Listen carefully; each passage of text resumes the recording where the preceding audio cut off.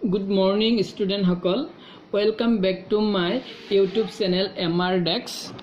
আজি তোমালোকৰ লগত মই নেৰেশনৰ দ্বিতীয় পাৰ্টটো লৈ আহিছো।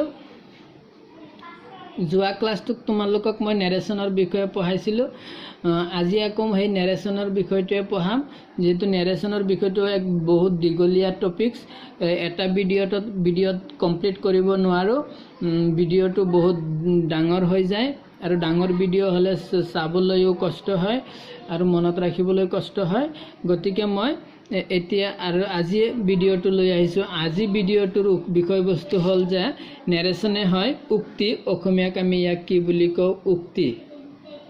তো যোৱা ক্লাছটোত আলোচনা কৰিছিলো যে যদি ৰিপৰ্টিং ভাৰ্বটো যদি প্ৰেজেন্ট টেন্স বা ফিউচাৰ টেন্সত থাকে তেন্তে কি নহয়, ৰিপৰ্টেড স্পিচ অৰ্থাৎ ঊৰ্ধ্বকমাৰ ভিতৰৰখিনিৰ কোনো পৰিৱৰ্তন নহয়। যোৱা ক্লাছত কৈছিলো যে বাহিৰৰ অংশটো যদি প্ৰেজেন্ট টেন্স বা ফিউচাৰ টেন্সত থাকে তেন্তে ঊৰ্ধ্বকমাৰ ভিতৰৰ এইডোখৰৰ কি নহয়, কোনো পৰিৱৰ্তন নহয়। তো আজি আমাৰ আলোচনা বিষয়টো অলপ বেলেগ।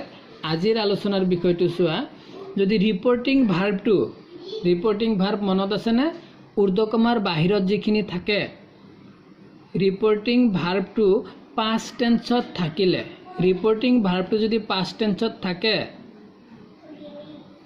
তেন্তে ইনডাইৰেক্ট স্পিচত ৰিপৰ্টেড স্পিচৰ ভাৰ্বটো তলত দিয়া ধৰণে সলনি হয়। কি কৈছে, যদি ৰিপৰ্টিং ভাৰ্বটো অৰ্থাৎ ঊৰ্ধ্বকমাৰ বাহিৰত থকা অংশটো পাষ্ট টেন্সত থাকে তেন্তে ইনডাইৰেক্ট স্পিচত, যেতিয়া আমি ডাইৰেক্টৰ পৰা ইনডাইৰেক্ট কৰিম তেতিয়া আমি কি কৰিম, ৰিপৰ্টেড স্পিচৰ ভাৰ্বটো কি কৰিম, তলত দিয়া ধৰণে কি কৰিম, পৰিৱৰ্তন কৰিম। যদি প্ৰেজেন্ট টেন্স বা পাষ্ট ফিউচাৰ টেন্স থাকে তেন্তে ৰিপৰ্টেড স্পিচটোৰ কোনো পৰিৱৰ্তন নহ'ব, কিন্তু যদি পাষ্ট টেন্সত থাকে তেন্তে ৰিপৰ্টেড স্পিচৰ পৰিৱৰ্তন হ'ব। কেনেকৈ হ'ব, যদি প্ৰেজেন্ট ইনডিফিনিট টেন্সত থাকে, ঊৰ্ধ্বকমাৰ বাহিৰৰখিনি ডাইৰেক্ট স্পিচত ঊৰ্ধ্বকমাৰ বাহিৰৰখিনি যদি পাষ্ট টেন্সত থাকে আৰু ডাইৰেক্ট স্পিচৰ ঊৰ্ধ্বকমাৰ ভিতৰৰখিনি যদি প্ৰেজেন্ট ইনডিফিনিট টেন্সত থাকে তেন্তে আমি ইনডাইৰেক্টত পাষ্ট ইনডিফিনিট কৰিব লাগিব। ঊৰ্ধ্বকমাৰ ভিতৰৰখিনি যদি প্ৰেজেন্ট কণ্টিনিউৱাছ থাকে তেন্তে আমি ইনডাইৰেক্ট স্পিচত পাষ্ট কণ্টিনিউৱাছ কৰিব লাগিব। ঊৰ্ধ্বকমাৰ ভিতৰৰখিনি যদি প্ৰেজেন্ট পাৰফেক্ট টেন্স থাকে তেন্তে আমি ইনডাইৰেক্ট স্পিচত পাষ্ট পাৰফেক্ট বনাব লাগিব। যদি ঊৰ্ধ্বকমাৰ ভিতৰত ডাইৰেক্ট স্পিচৰ ঊৰ্ধ্বকমাৰ ভিতৰৰখিনি অৰ্থাৎ ৰিপৰ্টেড স্পিচটো যদি চিম্পল পাষ্ট থাকে তেন্তে আমি ইনডাইৰেক্ট স্পিচত পাষ্ট পাৰফেক্ট কৰিব লাগিব। যদি ৰিপৰ্টেড স্পিচটো যদি পাষ্ট কণ্টিনিউৱাছ থাকে তেন্তে আমি ইয়াক পাষ্ট পাৰফেক্ট কণ্টিনিউৱাছ কৰিব লাগিব। ৰিপৰ্টেড স্পিচত যদি চেল থাকে তেন্তে আমি কি লিখিব লাগিব, শুড বা উড লিখিব লাগিব। আৰু যদি ৰিপৰ্টেড স্পিচত যদি উইল থাকে তেন্তে আমি উড বা শুড লিখিব লাগিব। আকৌ চোৱা কি কৈছো, যে ডাইৰেক্ট স্পিচৰ ভাৰ্বটো যদি পাষ্ট টেন্সত থাকে তেন্তে ইনডাইৰেক্ট স্পিচত আমি তলত দিয়া ধৰণে কি কৰিম, পৰিৱৰ্তন কৰিম। আৰু যদি ডাইৰেক্ট ৰিপৰ্টিং ভাৰ্বটো যদি পাষ্ট টেন্সত নাথাকে, ফিউচাৰ টেন্সত বা প্ৰেজেন্ট টেন্সত থাকে তেন্তে আমি জানো যে ৰিপৰ্টেড স্পিচৰ টেন্সৰ কোনো পৰিৱৰ্তন নহয়। কিন্তু ৰিপৰ্টিং ভাৰ্বটো অৰ্থাৎ ঊৰ্ধ্বকমাৰ বাহিৰৰখিনি যদি পাষ্ট টেন্সত থাকে তেন্তে কি হ'ব, ঊৰ্ধ্বকমাৰ ভিতৰৰখিনি যাক আমি কি বুলি কওঁ, ৰিপৰ্টেড স্পিচ বুলি কওঁ, সেইখিনিৰ ভাৰ্বটো বা টেন্সটো কি হ'ব, তলত দিয়া ধৰণে পৰিৱৰ্তন কৰিব লাগিব। কেনেকৈ পৰিৱৰ্তন কৰিম, যদি ঊৰ্ধ্বকমাৰ ডাইৰেক্ট স্পিচত ঊৰ্ধ্বকমাৰ ভিতৰৰখিনি প্ৰেজেন্ট ইনডিফিনিটত থাকে তেন্তে আমি ইনডাইৰেক্ট স্পিচত তাক পাষ্ট ইনডিফিনিট বনাব লাগিব। অলপ জটিল আছে এইটো, মনত ৰখাটো। প্ৰেজেন্ট কণ্টিনিউৱাছ হ'লে পাষ্ট কণ্টিনিউৱাছ হ'ব, প্ৰেজেন্ট পাৰফেক্ট হ'লে পাষ্ট পাৰফেক্ট হ'ব, চিম্পল পাষ্ট বা পাষ্ট ইনডিফিনিটত থাকিলে পাষ্ট পাৰফেক্ট হ'ব, পাষ্ট কণ্টিনিউৱাছত যদি থাকে তেন্তে পাষ্ট পাৰফেক্ট কণ্টিনিউৱাছ হ'ব, সেল বা অফ ফিউচাৰ অৰ্থাৎ ঊৰ্ধ্বকমাৰ ভিতৰত যদি ফিউচাৰ টেন্সত সেল বাৰবেৰে যদি ফিউচাৰ টেন্সৰ শব্দটো থাকে তেন্তে আমি শুড বা উড লিখিব লাগিব। সেলৰ ঠাইত শুড বা উড লিখিব লাগিব। উইল থাকিলে উড বা শুড লিখিব লাগিব।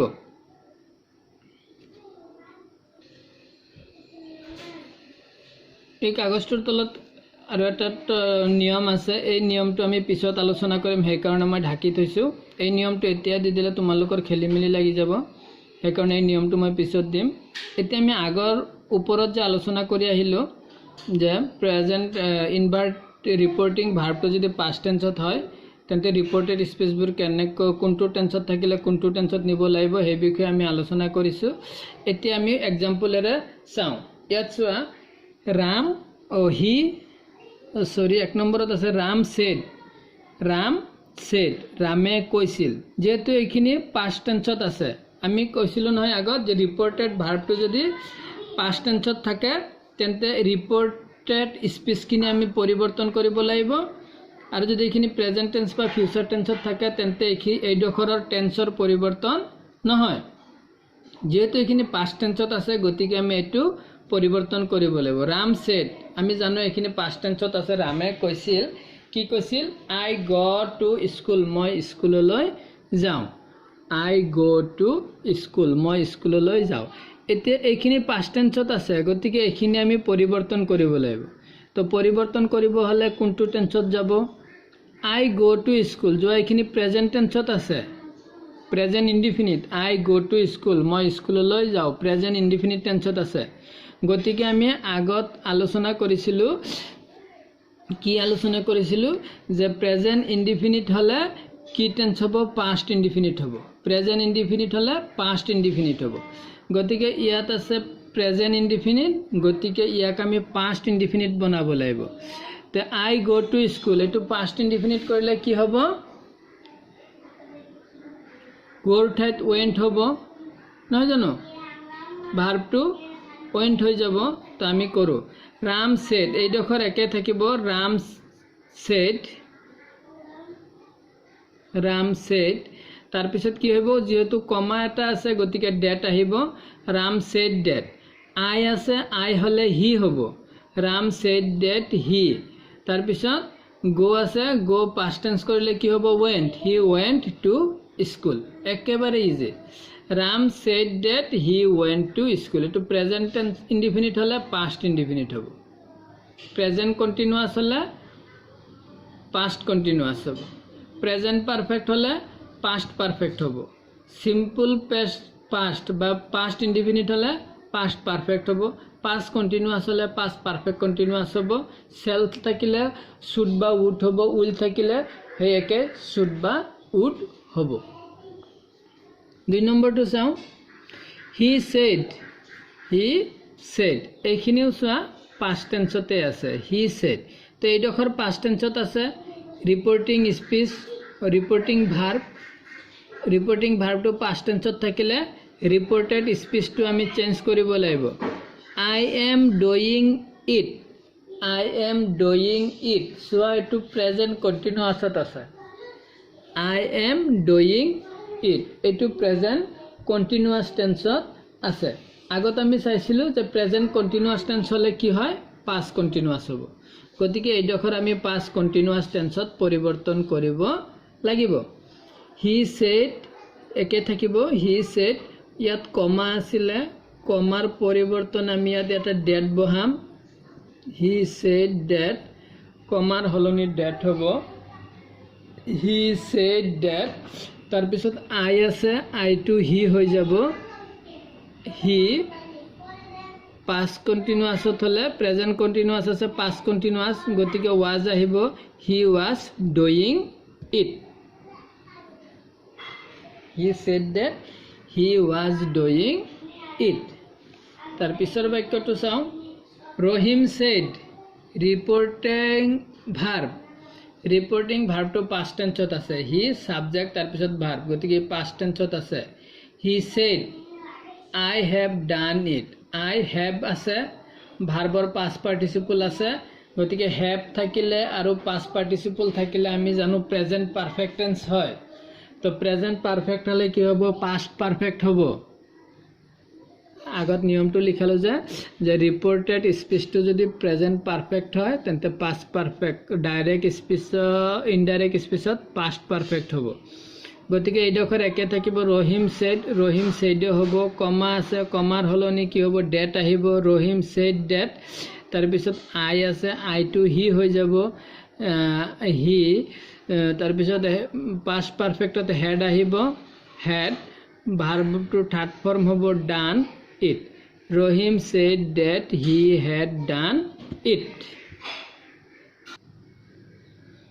তাৰপিছতটো চাওক হি চেড পাষ্ট টেন্সত আছে গতিকে এইডোখৰ পৰিৱৰ্তন হ'ব হি চেড ডেট আই শ' হাৰ দিয়াৰ আই শ' আই ছাবজেক্ট তাৰপিছত শ' ভাৰ্বৰ পাষ্ট ফৰ্ম আই শ' গতিকে এইটো পাষ্ট ইনডিফিনিট টেন্সত আছে গতিকে পাষ্ট ইনডিফিনিট হ'লে পাষ্ট পাৰফেক্ট হ'ব পাষ্ট ইনডিফিনিট হ'লে পাষ্ট পাৰফেক্ট হ'ব এই ঊৰ্ধ্বকমাৰ ভিতৰত বা ৰিপৰ্টেড স্পীচটো যদি পাষ্ট ইনডিফিনিট হয় তেন্তে ইনডাইৰেক্ট স্পীচত এইডোখৰ কি হ'ব পাষ্ট পাৰফেক্ট হ'ব এইখিনি একে থাকিব হি চেড কমা আছে কমাৰ হলনি ডেট হ'ব হি চেড ডেট কি আহিব হি আইটো হি হৈ যাব এইটো যেহেতু পাষ্ট ইনডিফিনিটত গতিকে পাষ্ট পাৰফেক্ট হৈ যাব হিৰ লগত হেড আহিব had he had seen her there past indefinite হলে পাষ্ট পারফেক্ট বিন নহব he had seen her there he had seen her there ঠিক আছে তার পিছৰ বাক্যটো চাও Anil said to me Onil said to me, I was reading a book. I was reading a book. কোনটো টেন্সত আছে এখিনি ক'ব পাৰিবা I was reading a book past continuous টেন্সত আছে I was reading a book এই ডখৰ past continuous টেন্সত আছে গতিকে আমি এখিনি কি কৰিম past continuous টেন্সত থাকলে কিলে তাক আমি past perfect continuous টেন্সত পৰিৱৰ্তন কৰি এইটো past perfect continuous টেন্সত পৰিৱৰ্তন কৰিব লাগিব চোৱা অনিল said to me এটা কথা চোৱা saidৰ পিছত যদি to me শব্দটো থাকে said ভাৰ্ব ইয়াত চোৱা saidৰ লগত to me নাই হেকনে saidে হৈছে কিন্তু ইয়াত চোৱা saidৰ পিছত to me আছে to me যদি থাকে তেতিয়ালে আমি তাক told কৰি দিব লাগিব এই গুটেইখিনিৰ হলনি আমি কি লিখিব লাগিব told লিখিব লাগিব অনিল told me এই গুটেইখিনিৰ কাৰণে আমি told said টুৰ হলনি আমি told লিখিব লাগিব যদি saidৰ পিছত told টু থাকে said টু থাকে তেন্তে আমি কি কৰি দিম এটুক told বনাই দিব লাগিব অনিল told me তাৰ পিছত কমা আছে কমাৰ হলনি that Anil told me that I to he হৈ যাব এটো past continuous আছিল গতিকে ইয়াত past perfect হ'ব I to he হৈ যাব হিৰ লগত head আহিব he had been reading past perfect continuous tense হ'ব had আহিব verb been আহিব verbৰ লগত ing আহিব he had been reading a book Onil told me that he had been reading a book তাৰ পিছৰটো চোৱা he said he will come he said past tense আছে he said হ'ব that কমাৰ হলনি that আহিব he will come will আছে গতিকে would হৈ যাব he to he থাকিব হিৰ লগত would হ'ব he would come will থাকিলে would হ'ব আৰু নতুবা I থাকিলে should হ'ব she said that আৰু এটো she আছিল গতিকে ইয়াতো she হ'ব she said that she would come